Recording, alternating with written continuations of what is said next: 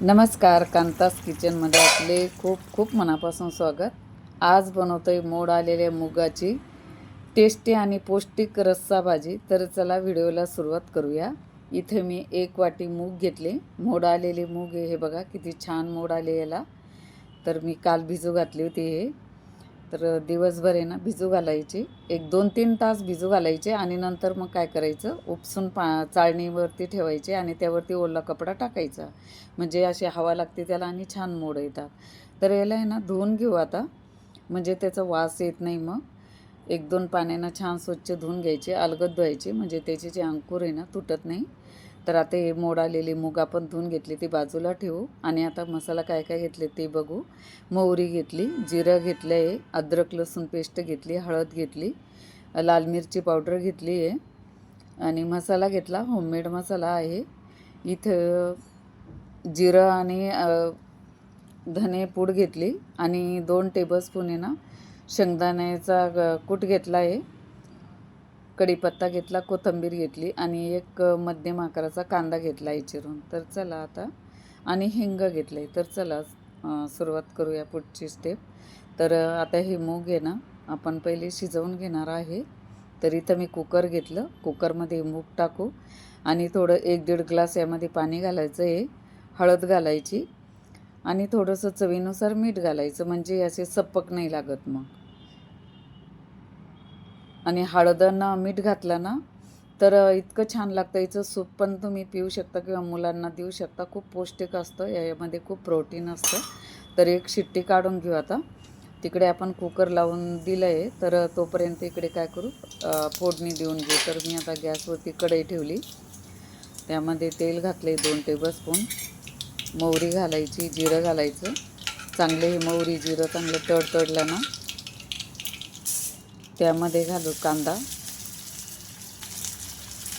कढीपत्ता घालायचा आहे आणि याला चांगलं परतून घ्यायचं आहे. कांदा चांगला लाल होऊ द्यायचा, जळू द्यायचं नाही. गॅस आता मध्यम करायचा आहे, मीडियम फ्लेमवरती. कांदा चांगला आपला परतून झाला आहे. त्यामुळे यामध्ये घालू आलं लसूण पेस्ट, याला पण चांगलं परतून घ्यायचं आहे, म्हणजे याचा कच्चेपणा आहे ना निघून जातो.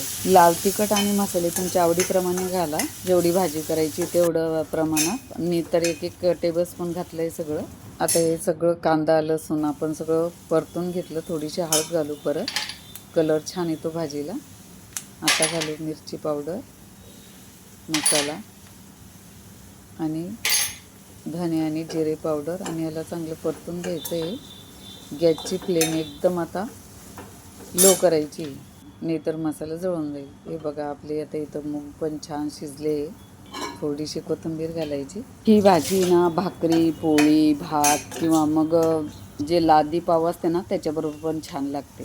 खूप छान शिजली, एकच शिट्टी करायची. बघा किती छान मस्त झाले. आता यामध्ये टाकून द्या. खूप सोपी भाजी आहे, पटकन होते आणि खायला पण खूप छान टेस्टी लागते. थोडंसं चवीनुसार मीठ घालायचं आहे, पहिले पण आपण मीठ घातलेले मग थोडं घालायचं आणि छान याला एक उकळी येऊ द्यायची. गॅसची फ्लेम मी आता इथं थोडी वाढवली, झाकून ठेवू 2-3 मिनिट. हे बघा छान शिजले.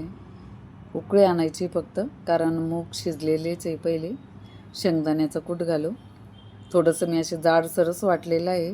छान मग ते थोडंसं जाडसर असलं ना छान तोंडात पण येतं, त्यामधले थोडेसे असे दाणे, तर छान लागते टेस्ट. मग